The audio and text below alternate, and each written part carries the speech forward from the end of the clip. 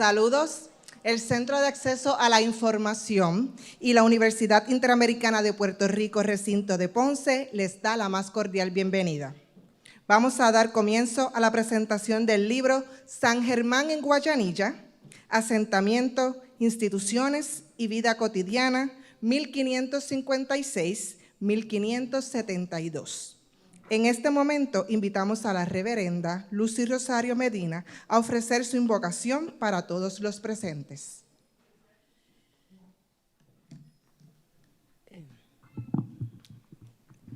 Muy buenos días a todos y a todas. Cuando yo estudiaba, puede ser gracioso, pero no lo es. Cuando uno veía libros, pues los autores estaban muertos. Suena fuerte, pero no. Ahora ustedes tienen la bendición de que tienen los autores aquí presentes y le pueden preguntar, le pueden cuestionar, pueden tener un diálogo por mucho rato con ellos y es súper chévere. Así que aprovechen esta oportunidad que no teníamos para el tiempo mío. Así es que qué bueno que están aquí y hablar de historia es importante. El que no conoce la historia, lamentablemente comete muchos errores o cometemos muchos errores. Quisiera excusarme con el doctor Lucas Matei y con el profesor Taveras, lo dije bien, Taveras, porque si me ven salir es que tengo asuntos que tienen que ver un poquito también con la edad y con dos letras, S y S, los más mayores sabrán lo que es, así que, pero me tengo que ausentar, lo lamento mucho, pero ya tendré oportunidad de leer el libro y de hablar con los autores. Aprovechen esta ventaja, esta bendición, jóvenes, y que esta institución le ofrece esa posibilidad. Oramos. Gracias, buen Dios, por esta oportunidad que nos das de afirmar tu presencia en medio nuestro. Gracias por cada uno de estos jóvenes que llegan hasta aquí para conversar, para ver los escritos de estos dos profesores que han dedicado tiempo a escudriñar la historia y aprender de ella. Gracias por ellos y permite que ellos puedan seguir investigando, buscando, pero no solamente ellos, sino nosotros también. Es importante conocer nuestra historia puertorriqueña. Gracias, Dios, y derrama tu bendición maravillosa sobre cada uno de esta comunidad universitaria. Gracias, Dios. Amén.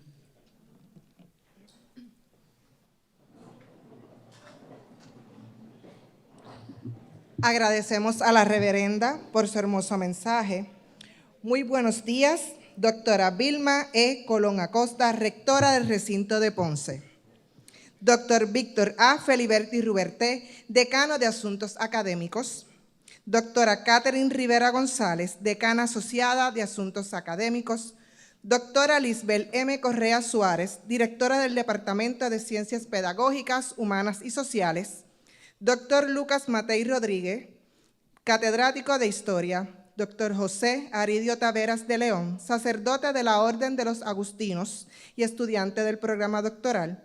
Directores académicos, facultad, administración, estudiantes y audiencia que disfruta de esta actividad por medio de la transmisión simultánea por Internet. Bienvenidos todos.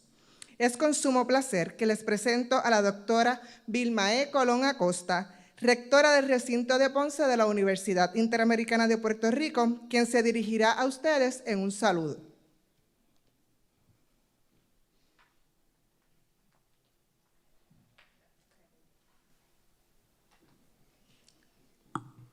Buenos días, me uno al saludo expresado por nuestra maestra de ceremonia y darles cordialmente la bienvenida a todos a esta actividad. Y realmente siempre es un placer reunirnos como grupos, profesores y estudiantes, y en este caso a escuchar las vivencias de una obra que recoge un espacio de nuestra historia, de nuestros pueblos cercanos. Le agradezco mucho tanto a Lucas como a José que hayan tenido la deferencia con el recinto y presentar su obra aquí entre nosotros, con ustedes, y disfrutarla. quiero pedirles un favor, si es posible, que por favor mientras estemos en esta actividad, si podemos guardar nuestros celulares y quitarnos los audífonos de la oreja que parecen un espagueti saliendo de los... se lo voy a agradecer muchísimo. Me gustaría que tuviéramos toda la atención posible en este momento para poder escuchar y conocer de una obra que nos presentan nuestros dos profesores.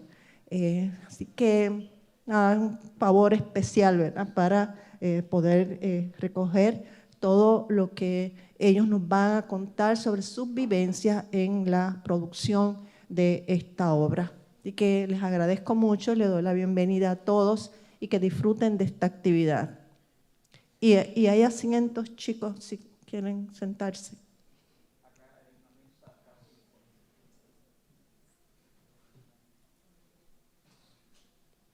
Ok. Pues bien, a disfrutar de esta actividad. Gracias a todos por asistir y aquí estamos para escuchar a nuestros dos colegas. Buen día a todos.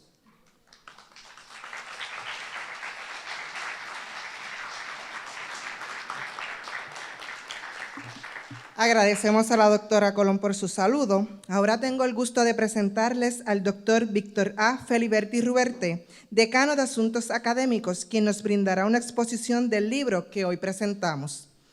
El doctor Víctor Alejandro Feliberti Ruberte nació en Mayagüez, creció en San Germán y reside en Ponce desde el 2001. Es catedrático de Historia, Estudios Culturales y Religiosos del recinto de Ponce de la Universidad Interamericana de Puerto Rico.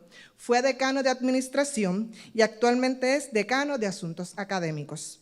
Posee un bachillerato en Ingeniería Industrial y una concentración menor en Lengua y Cultura Alemana de la Universidad de Puerto Rico, recinto de Mayagüez. Una maestría en Letras Divinas con especialidad en Teología Histórica del Seminario Teológico de Columbia en Decatur, Georgia. Un doctorado en Filosofía y Letras en Historia con especialidad en Historia de las Américas y Recinto Metropolitano de la Universidad Interamericana de Puerto Rico. Publicó el libro titulado Francisco, Obispo y Profeta, Pensamiento Social y Político del Monseñor Reus Froilán en julio del 2014, y el libro Perspectivas de la Otredad, antología de ensayos en octubre del 2020. El doctor Feliberti Ruberte promueve la formación de futuros líderes, los procesos de mejoramiento continuo en los escenarios organizacionales y educativos, los valores del ecumenismo, la solidaridad comunitaria y la diversidad, equidad e inclusión. Asimismo, fomenta la participación ciudadana en proyectos de autogestión y transformación social. Los estudios y acercamientos interdisciplinarios son medulares a su gestión docente y gerencial, combinando lo técnico, lo científico y lo humanístico. Con ustedes, el doctor Feliberti.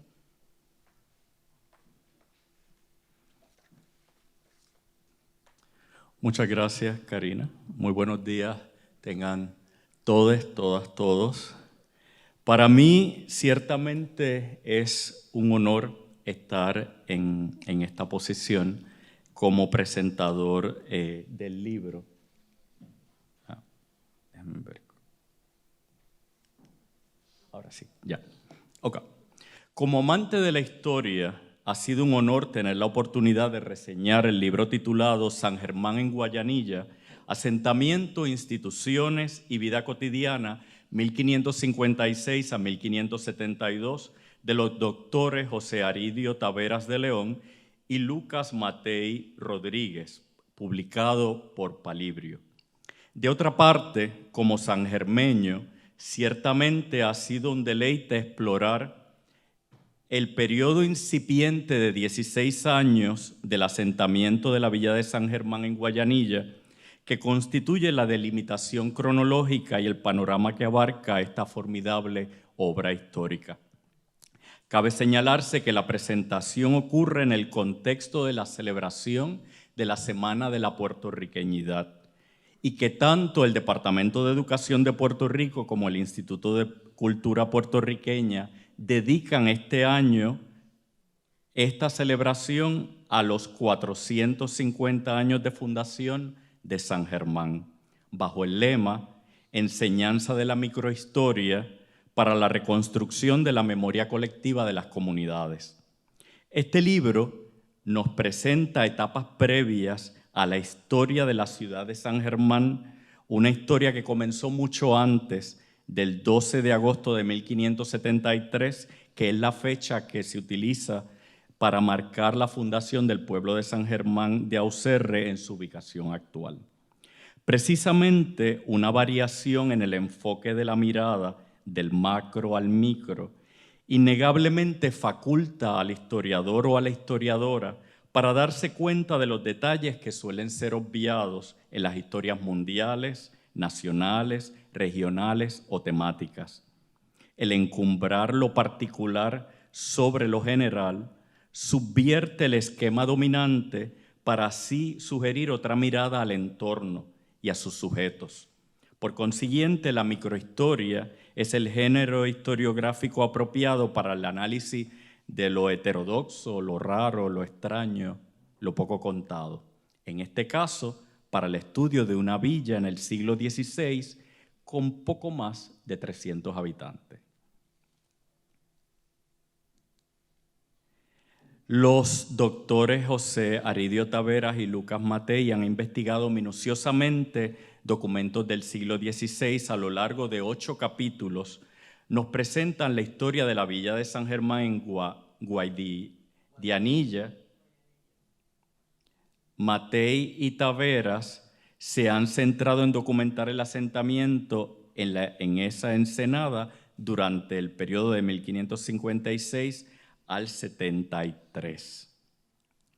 El propósito del libro, según declarado por los autores en la introducción del mismo, es explicar la vida de la villa de San Germán durante el periodo que estuvo localizado en las orillas del río de la ensenada de Guadianilla, y perdonen que es que así se llamaba en periodo español, entre 1556 a 1572.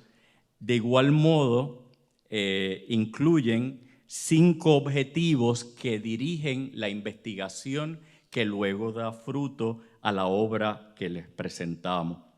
Según proyectados en pantalla, estos son identificar los motivos por los cuales los vecinos de San Germán mudaron la villa a la ensenada, describir las instituciones que estuvieron presentes en San Germán, el Nuevo, explorar los efectos de las disposiciones reales que afectaron a San Germán en la ensenada de Guadianilla, contrastar aspectos de la cotidiana de la banda norte con la banda sur y esclarecer los motivos de la mudanza desde las orillas del río Guaorabo al río Guadianilla y desde el río Guanajibo.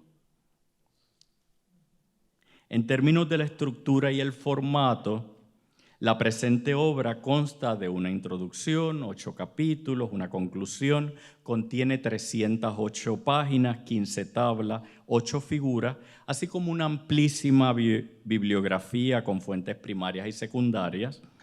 El prólogo fue escrito por el distinguido doctor y miembro de la Academia Puertorriqueña de la Historia, Otto Sivens Irizarry. Contiene un registro prosopográfico de 127 individuos organizados en orden alfabético. La prosopografía es una disciplina de la retórica que consiste en la descripción de una persona enfocado en el entorno exterior, los rasgos físicos que conforman la apariencia de tal individuo y sus desempeños. Puede incluir además su oficio o profesión, la clase social o estamento, el color de la piel, la estatura, así como acciones específicas realizadas por dicha persona o presenciadas por ella en carácter de testigo. La prosopografía, cuya raíz proviene del idioma griego, que significa rostro, también es definida como un estudio masivo de microbiografías, resumida en cápsulas. En el arte de historiar, esta disciplina auxiliar ayuda a situar en tiempo, espacio y acción histórica a individuos de un entorno o de un periodo específico. El mundo antillano del siglo XVI estaba circunscrito por el mar, que era el vínculo que unía la transportación marítima con otras islas y las metrópolis europeas. La población de la entonces llamada isla de San Juan Bautista se concentraba alrededor de la ciudad de Puerto Rico, hoy San Juan, de la villa de San Germán, de la villa de San Blas de Illesca, hoy Coamo, y de la villa de San Felipe de Arecibo. Las incipientes ciudades comenzaban a tener importancia que le ganaba su localización geográfica o su proximidad a una bahía o puerto. De otra parte, el interior, o sea, la zona montañosa, la llamada tierra adentro, sufría los efectos del aislamiento. Dentro de ese contexto se desarrolló una sociedad insular. La desaparición temprana de la población amerindia taína hizo que la demografía del siglo XVI en Puerto Rico estuviera constituida principalmente por entre 1.500 a 2.500 peninsulares y sus descendientes, también llamados blancos, 6.601 africanos, víctimas de la trata negra, esclavos, 925 mulatos, mestizos y negros libres, según diversas fuentes. También ese fue un periodo de epidemias mortales que para aquel entonces se llevaron la vida de muchos, entre ellas el sarampión, la viruela, la peste y la disentería. El capítulo 1. La obra comienza por describir detalladamente el nuevo asentamiento en la ensenada de Guayanilla. El primer capítulo se enfoca en la geografía, topografía, hidrografía y aspectos del clima. Identifica la ubicación en proximidad a la bahía y al puerto y lo compara con otras bahías y puertos de la isla, como San Juan y Añasco. Los autores acuden a varias fuentes primarias para reconstruir las características del sitio, incluyendo la flora, árboles silvestres y frutales, la fauna y otros aspectos. Mencionan, por ejemplo, que del árbol de magas se fabricaban mesas, sillas, camas, escritorios y otras obras de carpintería. De hecho, identifican también que algunos de los árboles dan nombre a parajes y barrios de la zona bajo estudio. Incluyen también listas de hortalizas, legumbres, granos, plantas medicinales.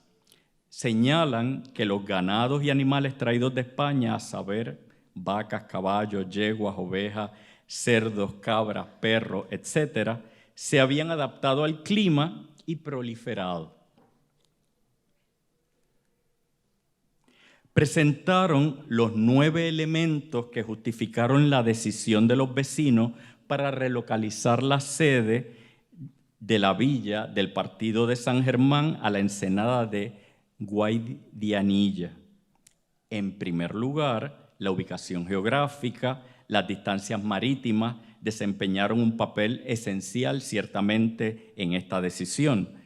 La bahía de Guayanilla proporcionaba un puerto natural accesible para la navegación, mientras que los cerros circundantes constituían una defensa natural contra los posibles ataques terrestres. El clima en la nueva ubicación era similar al que ya conocían. Los ríos, las ciénagas proporcionaban agua tanto para el consumo humano como para la pesca en agua dulce, y el mar ofrecía oportunidades para la pesca en agua salada, un factor que era clave para la subsistencia de aquella comunidad que previamente estaba habitada por 4 vecinos. Y cuando digo vecinos, no me refiero necesariamente solo a esos individuos, sino jefes de familia propietarios de tierra y sus núcleos familiares. Las quemas y vejaciones recibidas por piratas franceses e indios caribes eran razones para identificar una mejor ubicación en la banda del sur y así evitar su potencial despoblamiento. Capítulo 2. El segundo capítulo aborda la vida en sociedad, remontándose a los humildes inicios del establecimiento de la villa de San Germán en el río Guaorabo, hoy Añasco. Se narran las vicisitudes y las luchas que sufrió la escasa población de Puerto Rico durante el siglo XVI. Los autores hacen mención que para 1519 había muerto la mayor parte de la población indígena víctima de epidemias causadas por las enfermedades transportadas por los peninsulares, por ejemplo la viruela, para las cuales el sistema inmunológico de los naturales, como se les conocía a los indios taínos, de estas tierras no tenían defensas desarrolladas. De hecho, en 1564, en un informe del obispo de entonces al rey, se reconoce la escasa existencia de indios taínos que apenas contabilizaba entre 50 a 60. Enumeran también algunas de las guasábaras, término taíno, o luchas, que tuvo que librar la villa. En 1566, un ataque de corsarios franceses, en 1567, un ataque y la quema por parte de los indios caribes, y entre 1568 a 1572, varios ataques franceses e ingleses. Se resalta la figura de Juan López de Aliceda, quien fungió como alcalde ordinario entre 1555 a 1573. Se dice que poseía 9 personas libres dedicadas al servicio en su casa, así como 9 negros y negras, esclavos, dedicados a las labores de labranza de la tierra y el cuidado del ganado. Entre las responsabilidades que tenían los amos y dueños con respecto a los esclavos estaba el proveerle alojamiento, comida, ropa, atención médica y medicinas. El nuevo establecimiento de la villa cumplía con los requisitos establecidos por las autoridades reales en cuanto a la creación de una población. Se hace énfasis en la calidad del puerto recién adquirido y la conformidad con las directrices reales. En el contexto del partido de San Germán, la villa, como centro político, se reubicó en el lugar que el gobernador Caraza y los vecinos consideraron como el más adecuado. Tales vecinos organizaron todos los aspectos del poder político, económico, religioso y militar en aquella villa. Se mencionan oficios reales desempeñados por los vecinos de la villa, así como aquellos vecinos que eran productores. Resalto también que este capítulo contiene una interesante variedad de tablas y figuras y gráficas que dibujan el perfil demográfico de la población en esos 16 años de San Germán en Guayanilla. También ofrecen datos sobre el sistema de producción en estancias, hatos, ingenios y minas. Si me permiten, quiero compartir algunos de esos datos demográficos para poner en contexto todo lo que se presentará en los capítulos subsiguientes. La población del partido de San Germán consistía de 323 personas, o sea, que todos cabían en este teatro. De esos, 16 eran vecinos que moraban dentro del partido de San Germán y los restantes 307, a saber, 16 mujeres y 291 hombres, desarrollaban alguna actividad allí.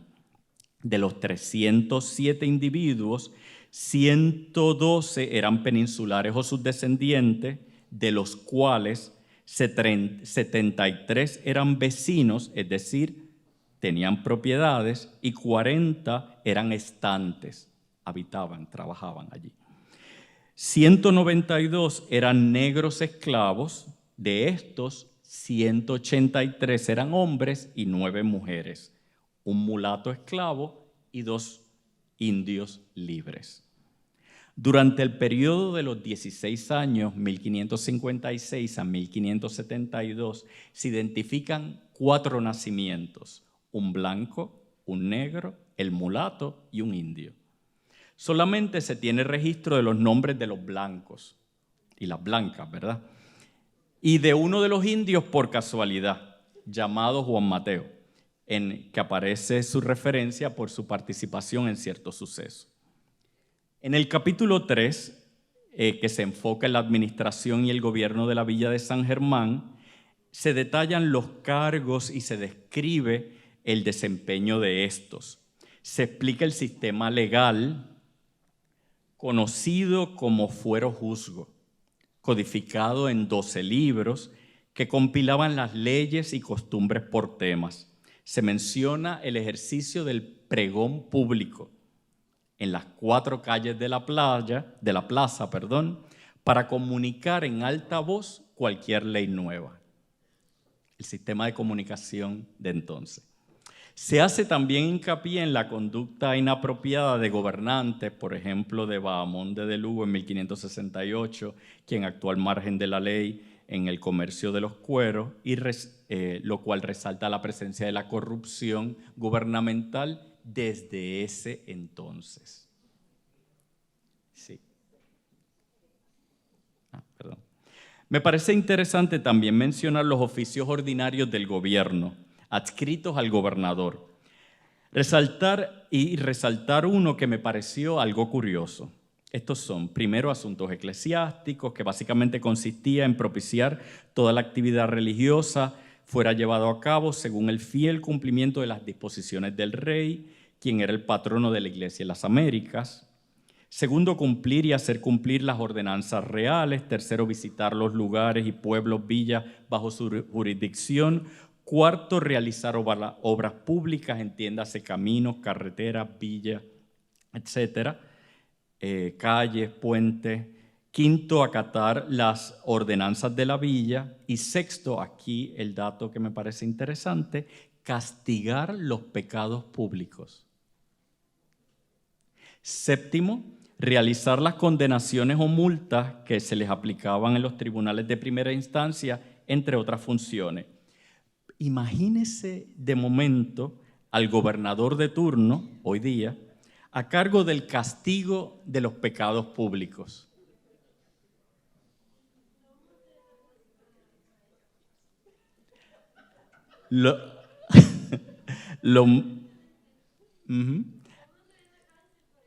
Sí.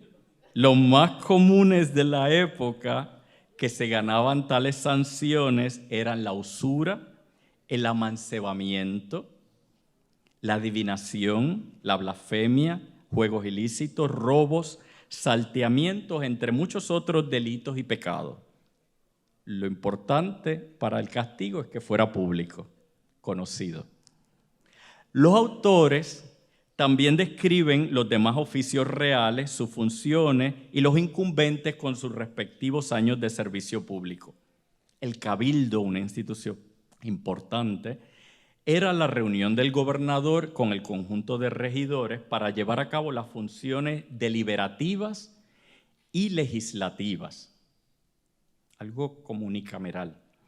Estaba compuesto por 6 miembros electos anualmente entre todos los vecinos el primer día del año, todo hombre empadronado, censado, como vecino, o sea, peninsular o descendiente y propietario de tierra, tenía derecho a elegir o a ser elegido. El 4º capítulo se dedica a la gestión de la Real Hacienda, incluyendo la casa de contratación, funcionarios, el comercio mercantil. En ese periodo el partido de San Germán contaba con 3 puertos activos: el de Guaidinilla o el San Germán el Nuevo, el de Guarabo o San Germán el Viejo y el del río Culebrilla, La Aguada. Los autores señalan que uno de los oficios que rápidamente se practicó en San Germán fue la carpintería, lo cual para mí fue muy particular porque mi papá y mi abuelo el primer oficio que ejercieron precisamente fue en San Germán, la carpintería. En este capítulo también se describen puestos relacionados a la administración de los bienes de la corona, el tesorero, el contador y el factor.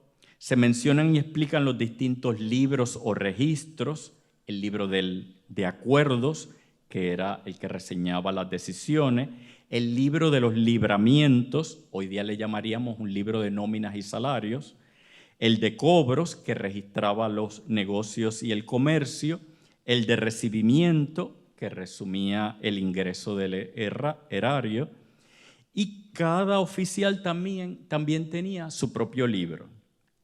Esta acción de registrarlo todo para nosotros y nosotras en el mundo de la historia es fabuloso y es lo que nos permite entrar a través de fuentes primarias en la reconstrucción de esos periodos.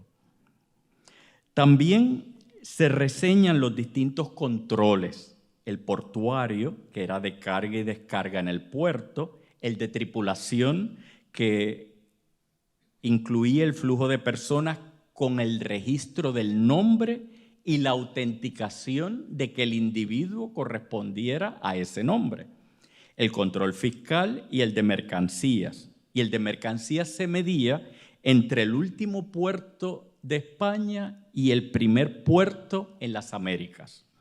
Se explica que el almojarifazgo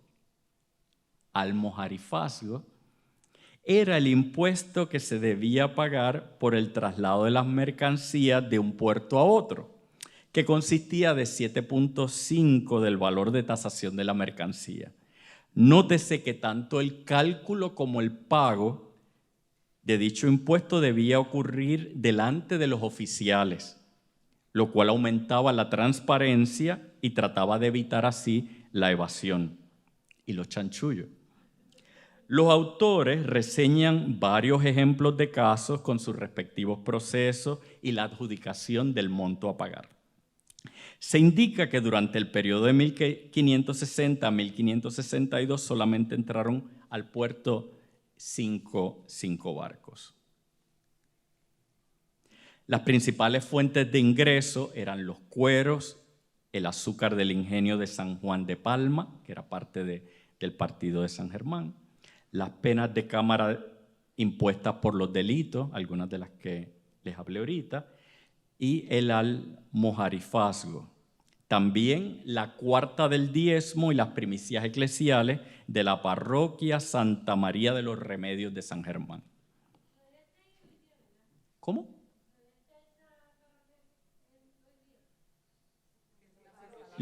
Sí. Capítulo 5. El capítulo 5 se centra precisamente en la parroquia de Santa María de Guaidinilla, en la villa de San Germán, documentando las acciones del obispo de Bastidas, las capillas atendidas por los sacerdotes de la villa y algunos eventos religiosos. Se indica que Puerto Rico era una diócesis sufragánea de la arquidiócesis de Santo Domingo y que la labor eclesiástica consistía en la catequesis, la administración de sacramentos, la práctica de la caridad. Los autores describen los funcionarios y las dignidades del cabildo catedralicio y sus funciones: el deán, el arcediano, el chantré, el maestrescuela, el tesorero, el archipiestre o rector. También enumeran y describen los oficios: el sacristán, quien cuidaba y dispone de los objetos para la celebración de la misa; el organista; el perdiguero, quien organiza el orden de la procesión, Santi y Víctor; el mayordomo, quien supervisaba las labores de construcción; el notario secretario, y fíjense el caniculario, también conocido como el espantaperros, quien tenía a su cargo también la labor de barrer y limpiar la iglesia. Algo así. En el caso de la parroquia, también podía haber un párroco o rector, un beneficiado o vicario, el lenguaje de hoy, el sacerdote asistente, el sacristán y el mayordomo. Con la muerte en 1539 de don Alonso Manso, el primer obispo de Puerto Rico, Rodrigo de Bastidas, quien tenía experiencia previa en la diócesis del Coro, Venezuela, ocupa el obispado de 1542 a 1561. Escribe varios informes anuales, con algunas excepciones entre años, al rey, de los cuales se pueden extraer datos interesantes sobre la vida y la sociedad puertorriqueña de ese entonces. Voy a resaltar solo algunos, para que hurguen allí en el libro algunas otras. Por ejemplo, en su segundo informe de 1544, menciona la existencia de frailes dominicos en la isla. Más adelante se dice que hubo problemas con ellos. Solicita la construcción de un estudio para la instrucción de gramática de los hijos de los vecinos, una primera escuela. En su tercer informe, 1546, hace hincapié en la pobreza extrema, lo cual afecta a la administración eclesiástica, porque no entran muchos diezmos. Y si no entran diezmos, se pone en riesgo el sostenimiento de la iglesia y de sus clérigos. En su cuarto informe, 1547, resalta precisamente la importancia y la necesidad de la conservación de la villa de San Germán por ser una bahía y puerto abierto. En su sexto informe, 1549, indica que los indios naturales se habían menguado en la isla y allí es donde estima unos 50. Hace mención de su visita pastoral de 5 a 6 días a la isla de La Mona, donde dice, y cito, consolado de ver unos pocos indios que en ella están, todos los más casados, verdaderamente cristianos, tienen su iglesia con su pobreza bien ataviada, en la cual se congregan 2 veces al día, en la mañana y en la tarde. Es lástima haber quedado en tan pocos como son, refiriéndose a los taínos que ubicaban en aquella isla. De hecho, en otra parte sugiere la posibilidad de relocalizar taínos de otras partes de la isla y llevarlos a Mona para aumentar la población, pero esto no cuadra bien con la idiosincrasia taína, que preferían habitar en el espacio donde habían nacido. Y también menciona que había otros indios que llamaban los perdidos, que seguramente no se habían convertido a la práctica cristiana. En este capítulo también se describe el primer templo parroquial de Santa María de los Remedios de San Germán, ofreciendo detalles de su arquitectura, mobiliario, ornamentos y el retablo. Ese primer templo, incluyendo el altar y el retablo, fue quemado en un ataque de los indios caribes en 1567 y el segundo templo inició como un bohío. Los autores describen las prácticas sacramentales, la devoción mariana, el ejercicio sacerdotal, el sostenimiento de las capillas adscritas, entre muchos otros aspectos de la vida espiritual al amparo de la Iglesia Católica. En el sexto capítulo se recoge información sobre el Hospital de la Concepción y las prácticas médicas de la época, incluyendo el papel de médicos, barberos, que son removedores de muelas y dientes, y boticarios. El hospital ubicaba en las afueras del pueblo por razones de seguridad y salubridad, para así evitar los contagios de enfermedades. Era un lugar bien ventilado, se dice, segmentado en 5 secciones: enfermedades de calentura, que causaban fiebre, enfermedades no contagiosas, enfermedades contagiosas, el área de mujeres, el área de preparación de antídotos y de procedimientos. Los autores desarrollan una lista de los antídotos y las diversas condiciones que esos antídotos trataban o decían curar.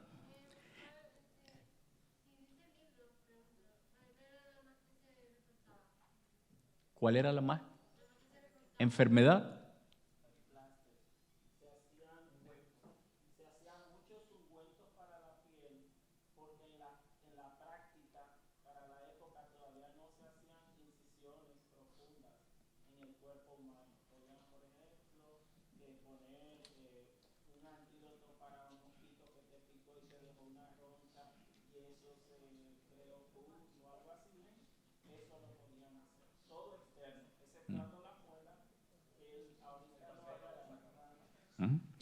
Dichos antídotos, a modo de medicamentos y ungüentos, eran elaborados con base en plantas, frutos del mar, crustáceos, animales, hierbas, etc.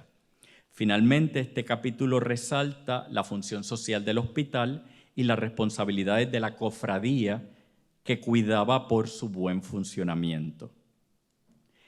El séptimo capítulo, titulado La vida entre contrastes, desafíos y calamidades, muestra cómo los vecinos afrontaron dificultades debido a la escasez de barcos con mercancías, lo que llevaba a comerciar en contrabando con ingleses y portugueses a través de trueques.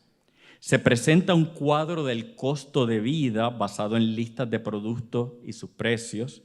También se mencionan multas impuestas a personas que hacían negocios con extranjeros, lo que se consideraba una actividad clandestina y delictiva.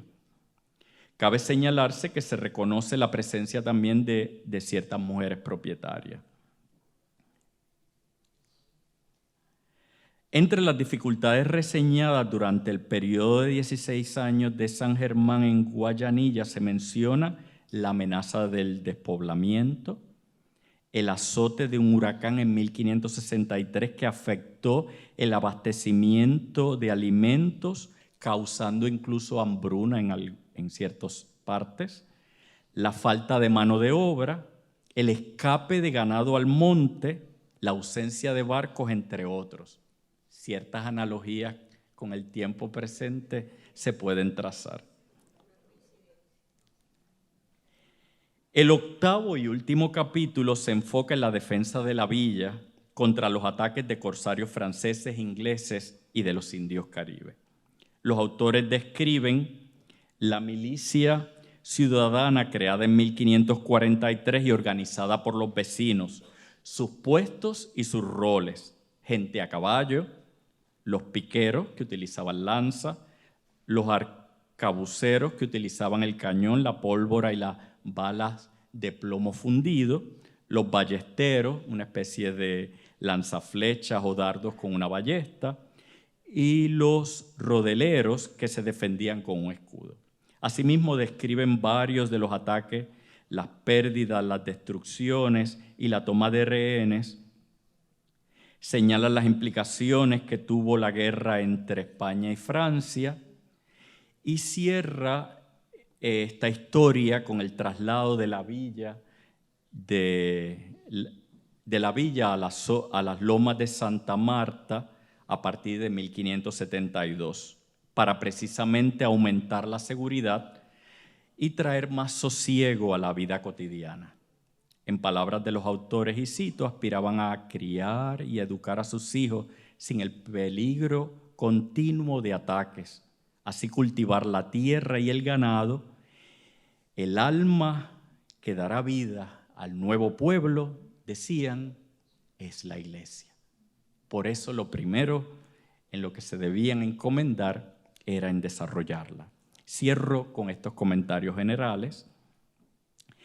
Este estudio representa una valiosa contribución a la historiografía puertorriqueña al arrojar luz sobre la vida cotidiana de la villa de Santa María de Guaidinilla.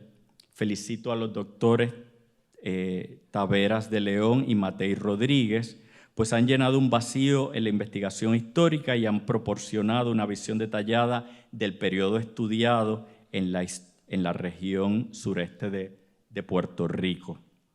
Y finalmente, les quiero invitar a conocer más sobre San Germán, ciudad fundadora de 22 pueblos, Aprovechen entonces la campechada 2023 del Instituto de Cultura Puertorriqueña, inspirada en la vida y obra de la insigne sangermeña Lola Rodríguez de Tío, que será precisamente este fin de semana. Podrían disfrutar de un evento cultural con diversas actividades. Se espera que más de 500 artesanos, artistas plásticos y otros se den cita allí. Les invito a leer esta obra y a disfrutarla y sobre todo a conocer más sobre el arte de historiar. Buenos días.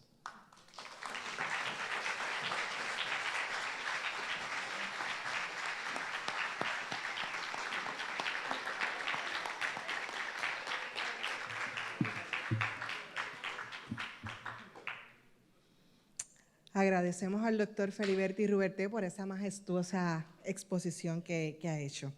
Continuamos con la lectura de los datos biográficos de los autores. El doctor José Aridio Taveras de León cursó sus estudios básicos, secundarios y superiores en el Colegio Agustiniano de la Vega, República Dominicana. Obtuvo una licenciatura en Filosofía por la Pontificia Universidad Católica Madre y Maestra de República Dominicana. Es licenciado en Teología por la Universidad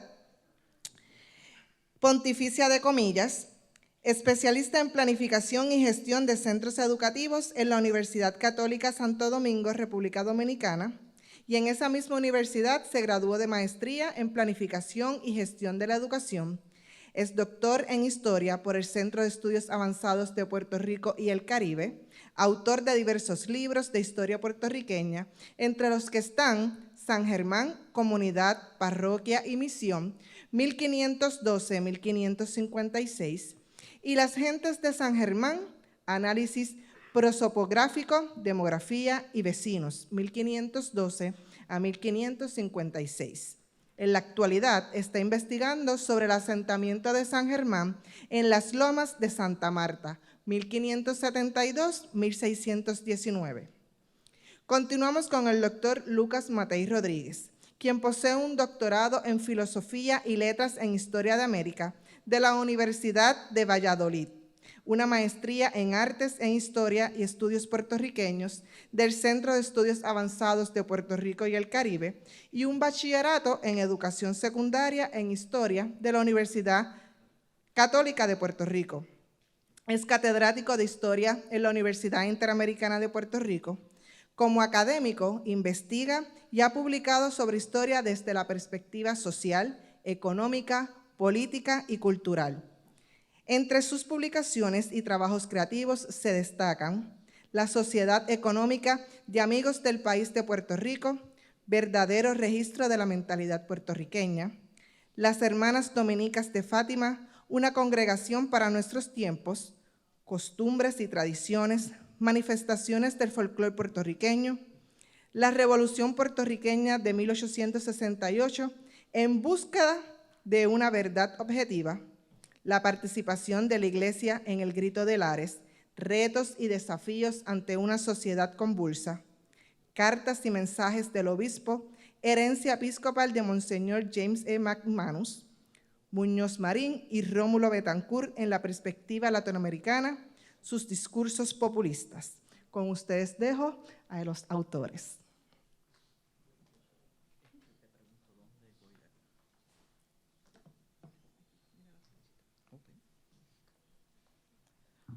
Muy buenos días a todos. Agradecemos su presencia, agradecemos a la señora rectora, la doctora Vilma Colón, que nos acompaña en esta mañana, al doctor Víctor Feliberti, decano de Asuntos Académicos, y los demás miembros de facultad y administradores que nos acompañan, y especialmente a nuestros estudiantes, que ustedes son nuestra razón de ser. Sin ustedes no hay profesores de historia, sin ustedes no hay universidad, sin ustedes este recinto no tiene vida. Por eso, antes que nada, yo creo que ustedes mismos desen un aplauso, ¿eh?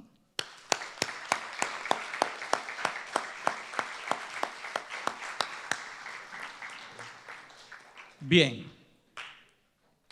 esta obra fue realizada por dos autores. fue un proceso que hizo que las ideas crecieran y se multiplicaran. Por lo tanto, la paciencia, la tolerancia y el trabajo en equipo fue sustancial. Mis experiencias previas en la vida, al igual que las del padre, nos ayudaron a eso, a poder trabajar en equipo y no destrozarnos el uno al otro. ¿Cuáles fueron los pilares que nos rigieron durante esta investigación y redacción? Hubo una buena planificación.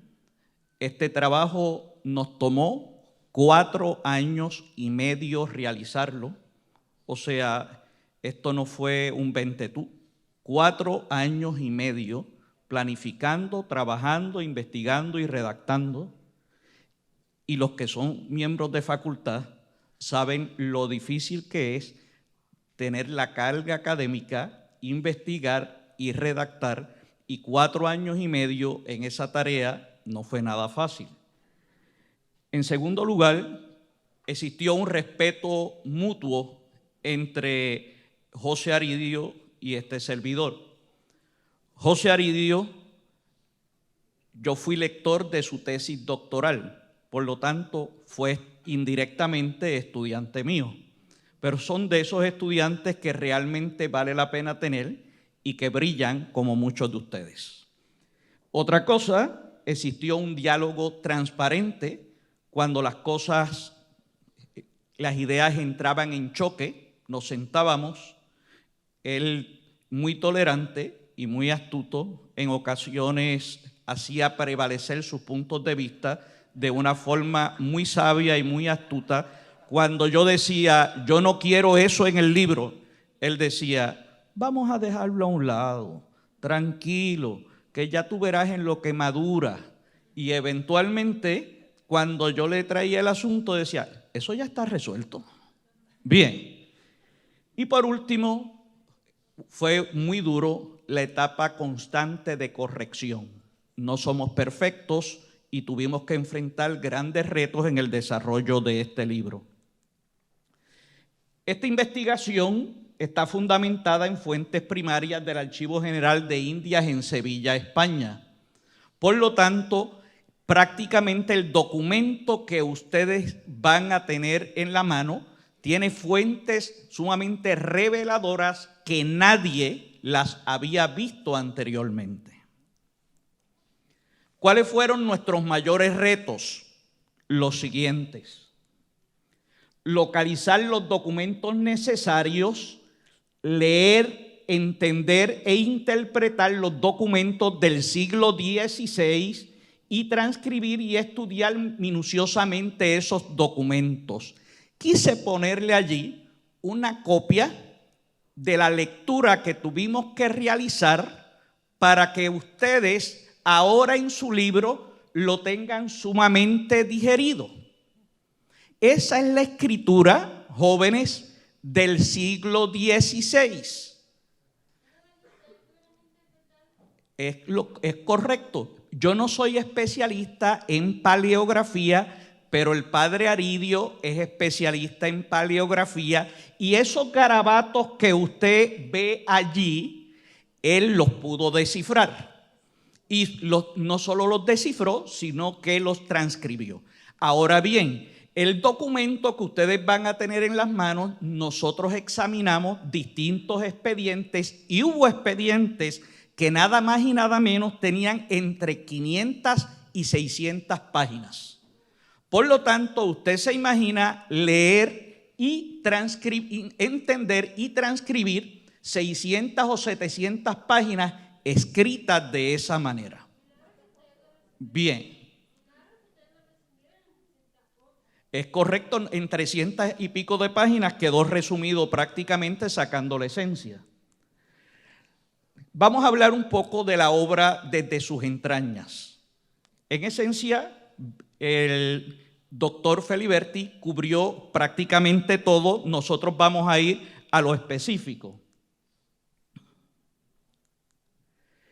San Germán, es que quiero ponerlos en contexto porque ustedes piensan que San Germán es lo que hoy sabemos que es San Germán.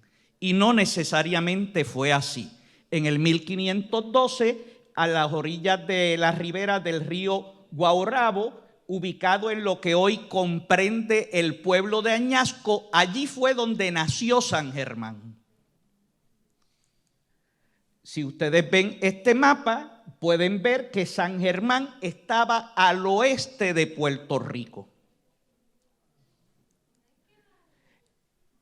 En el 1514, Puerto Rico fue dividido en dos partidos: el partido de Puerto Rico y el partido de San Germán.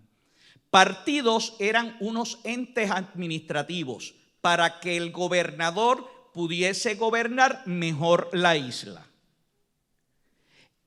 Ese partido de San Germán tenía unos pueblitos que pertenecían al partido de San Germán, cuya cabecera estaba en Añasco, cuya cabecera administrativa estaba en Añasco. ¿Cuáles eran estos pueblitos? Los siguientes: Piñales, que lo pueden ver arriba, es cerca de lo que hoy día es Añasco; Guadianilla, que está ubicado en lo que hoy día es Guayanilla; Cibuco, que estaba ubicado cerca de El Ceboruco en Peñuelas; y El Callabo, a las orillas del río Jacaguas, en lo que hoy día es Juana Díaz. Eso era, y en todos esos lugares vivía gente, aunque la cabecera del partido estaba en Añasco. Los diferentes ataques de corsarios y piratas hicieron que San Germán en Añasco, en el área oeste, se mudara a distintos lugares.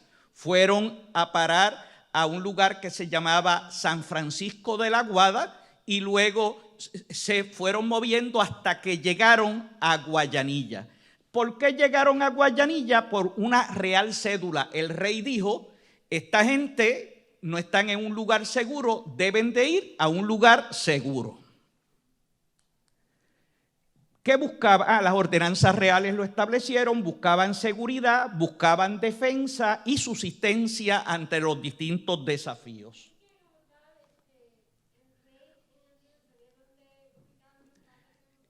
Sí, porque el rey había establecido unas ordenanzas, unas instrucciones desde el 1513, el 2 de agosto del 1513, que se las entregó a un caballero que iba a colonizar el norte de Venezuela, un lugar que se llamaba Castilla del Oro, y en ese lugar allí le dijo qué cosas, qué características debía de tener un lugar para servir de una nueva población.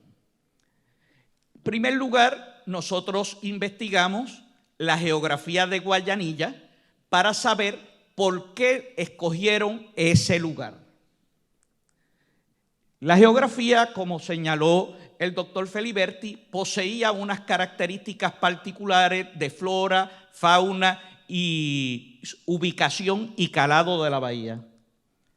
Gracias a Girolamo Porro se identificó el barrio Quebradas como dato más cercano a lo preciso para la ubicación del pueblo. Este es el mapa que nosotros encontramos de 1572. Y en ese mapa de 1572 puede ver por aquí abajo donde dice San Germán, en el sur, donde hay una bahía. Por lo tanto, nosotros sobrepusimos este mapa con un mapa actual y nos llevó al barrio Quebradas de Guayanilla como el lugar donde estuvo el asentamiento. Algo que le digo, todo lo que le estamos diciendo y todo lo que está en el libro, nadie lo había dicho anteriormente. Somos los primeros. Eso es lo que hace que el libro sea tan valioso. Eso es lo que hace que el domingo lo presentamos en San Germán. Eso es lo que hace que hoy se lo estemos presentando a ustedes. Eso es lo que hace que el sábado lo vamos a presentar en Guayanilla. Y eso es lo que hace que el 29 de noviembre lo vamos a presentar en la Casa de España en San Juan. ¿Por qué? Porque realmente es una obra sumamente valiosa. Seguimos, se le brindó atención a la evolución de la composición social, redundando en que lo más que había en Guayanilla eran negros por la accesibilidad de traer barcos clandestinamente a la bahía, barcos negreros. Por otra parte, como señaló Víctor, se lograron identificar 323 personas interactuando en la ensenada de Guayanilla. De estos, 307 eran del partido de San Germán y 73 eran vecinos. Para ser vecino se tenía que estar casado, si no, no tenía cédula de vecindad. Y en ocasiones, y ustedes lo van a ver en el libro, cómo españoles recurrieron a toda altimaña para casarse, entre ellos a casarse con negras esclavas. ¿Por qué? Porque eso le garantizaba a ellos ser vecino y tener unos privilegios que no hubiesen tenido si no se hubiesen casado. Para ser vecino y para poder votar y ocupar puestos en el gobierno tenías que estar casado. Y el que estuviese en Guayanilla y estuviese casado en España y no haya traído su mujer, sencillamente era deportado, se le regresaba a España. No puedo. A pesar de ser tan pocos vecinos, hubo una organización bien estructurada del gobierno. También hubo una organización económica sumamente estructurada que le explicamos en el libro.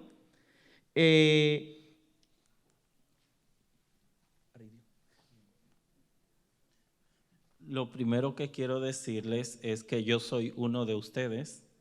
El lugar propio donde me tocaría estar sentado es al lado de ustedes en una de esas mesas, porque yo soy parte aquí del programa de doctorado de educación a distancia. ¿Ok? Entonces, si soy doctor, pues ya tengo un doctorado, pero soy un estudiante. Esto es muy importante tomarlo en cuenta. Yo, a la hora de explicar la parroquia jugó un papel muy importante. ¿Saben por qué? Porque en aquel tiempo no había Instagram, no había Messenger, no había nada de eso. Entonces, ¿cómo la gente? Y además no estaba permitido reunirse en grupos.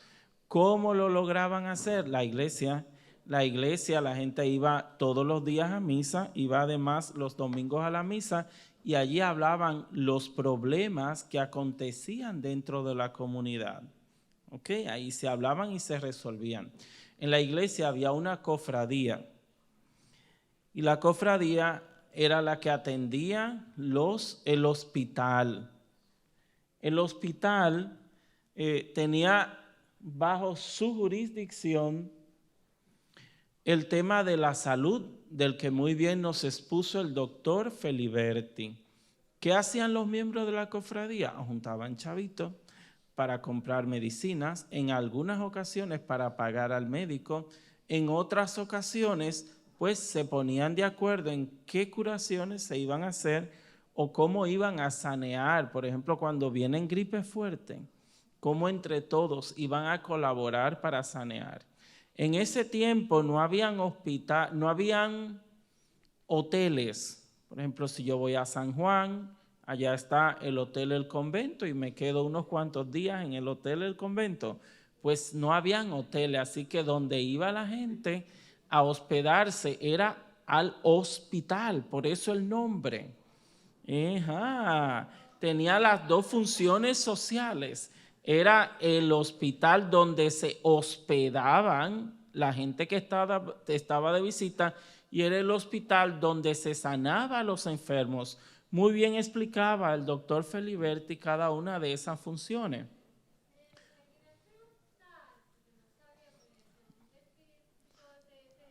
Ajá. Sí. Pues podía haber diversas, más que salas, porque sala es un lugar cerrado, sino zonas específicas. Estaba la zona de mujeres, la zona de enfermedades contagiosas, la zona donde se preparaban los medicamentos, las zonas donde se llevaba a hacer cualquier intervención o curación, o sea, y la zona donde venía la visita. Okay. Entonces, hay una gran diferencia entre el norte y el sur. Nosotros ahora mismo estamos en la zona sur. Ponce era parte de San Germán. ¿Ok? Háganse en tiempo de eso, de que Ponce era parte de San Germán, que estamos en la zona sur y era muy diferente a la zona de San Juan, completamente diferente. En este tiempo San Juan pasó por muchas situaciones de las que nos habló el doctor Feliberti, pero ellos concentraban allá el poder, o sea, el gobernador vivía allá y de este lado en el sur vivían los lugares tenientes. ¿Qué hizo San Germán en medio de las necesidades que padeció San Juan? Los ayudaba con carne, con alimentos, con comida, con provisiones. O sea, fue una colaboración entre ambas partes y les ayudó mucho. Aquí venían muchos barcos con esclavos, pues aquí recogían los esclavos y luego los llevaban a vender a San Juan. A ellos se les escapaban las vacas por el huracán y no las pudieron capturar. Pues de aquí, de Juana Díaz, había una buena vaquería, se llevaba la carne allá a San Juan y allá se vendía, no se regalaba, ojo al dato, se vendía. Los sangermeños se dedicaron no solo a cultivar la tierra o el azúcar, a cuidar su salud, a rezar o a gobernarse, sino que tuvieron que defenderse mucho de todos los ataques. El ataque más fuerte fue en el año 1567. El ataque de los caribes significó, como ustedes pueden ver en la portada, ¿verdad?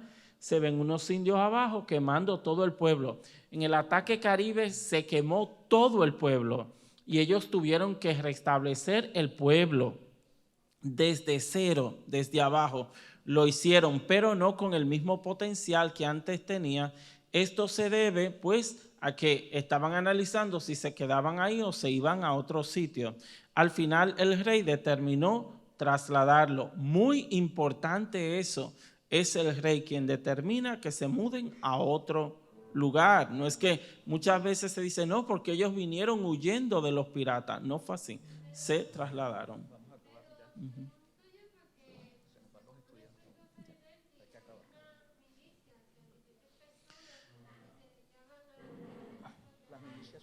Eran las milicias ciudadanas, no son militares, sino, por ejemplo, si en una casa alguien tenía un arma de fuego, salía con ella a defenderla, el pueblo. Muy bien, pues muchas gracias. Bien. Estamos muy apretaditos de tiempo porque sabemos que el periodo de clase finaliza ahora a las 11, pero de haber varias cosas. Tenemos disponible el libro a la venta en el vestíbulo del teatro para aquellas personas que así lo deseen y le estamos haciendo un precio, una rebajita de estudiante y académica. Normalmente en la calle lo vamos a vender a $30, lo estamos dejando en $25. Y abrimos el espacio si hay alguien que tiene alguna pregunta, alguna inquietud o algún comentario que hacer, pues este es el momento para hacerlo. Hay micrófonos disponibles.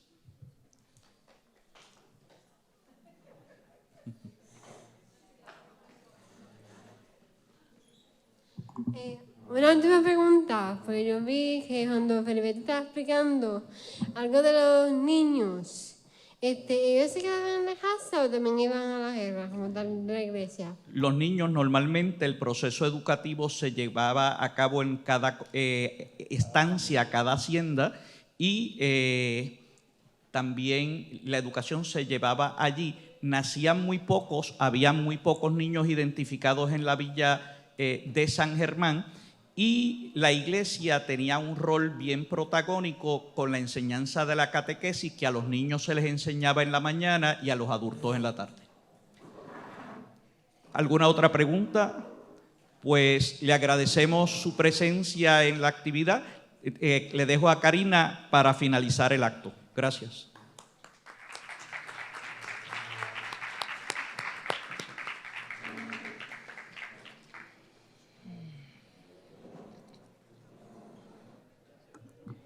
Agradecemos a todos los presentes. Muchas felicidades al doctor Taveras y al doctor Matei. Antes de concluir este evento, me gustaría expresar el más sincero agradecimiento a todos los presentes de forma presencial o virtual por acompañarnos en esta ocasión tan especial. Ha sido un privilegio contar con la presencia de los doctores José Taveras y Lucas Matei, quienes no solo nos han ofrecido una mirada más profunda a las páginas de su obra, sino que también nos han compartido sus experiencias, inspiraciones y el arduo trabajo que conlleva la creación de este libro. Esperamos que todos hayan disfrutado esta presentación tanto como nosotros y que se lleven consigo no solo el ejemplar de esta maravillosa obra, sino también las historias y lecciones compartidas hoy aquí. Este libro no es solo una adición significativa a nuestra biblioteca, sino también una invitación a continuar explorando y apreciando el increíble mundo de la historia. Por favor, siéntanse en la confianza de interactuar con los autores. Una vez más, gracias por su presencia y apoyo. Que tengan un excelente día. Hasta pronto. Gracias.